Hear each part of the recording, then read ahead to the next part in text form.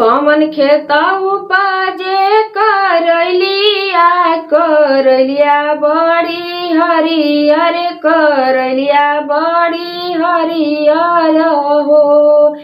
कमन खेत उपजे करलिया बड़ी हरियर करलिया बड़ी हरियर हो।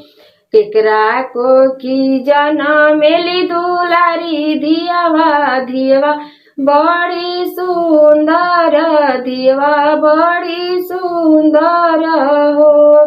केकरा को की जनमेली दुलारी धियवा बड़ी सुंदर धियवा बड़ी सुंदर हो।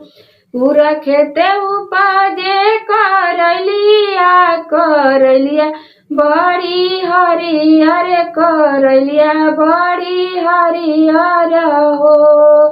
पूरा खेते उपजे करलिया बड़ी हरियर करलिया बड़ी हरियर हो। आमा को की जनमेली सुंदर धियवा बड़ी सुंदर धियवा बड़ी सुंदर हो। आमा को की जनमेली सुंदर धियवा बड़ी सुंदर धियवा बड़ी सुंदर हो। केकरा के देबाई करलिया बड़ी हरियर करलिया बड़ी हरियर हो। केकरा के देबाई करलिया बड़ी हरियर करलिया बड़ी हरियर हो। केकरा के देबाई सुंदर धियवा बड़ी सुंदर धियवा बड़ी सुंदर हो।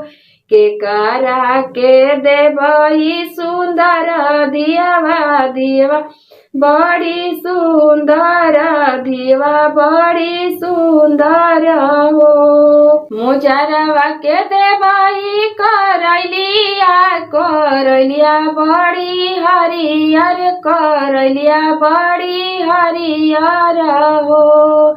मुजरवा के देबाई करलिया बड़ी हरियर करलिया बड़ी हरियर हो। सुंदर दुल्हा के देबाई सुंदर धियवा बड़ी सुंदर धियवा बड़ी सुंदर हो। सुंदर दुल्हा के देबाई सुंदर धियवा बड़ी सुंदर धियवा बड़ी सुंदर हो।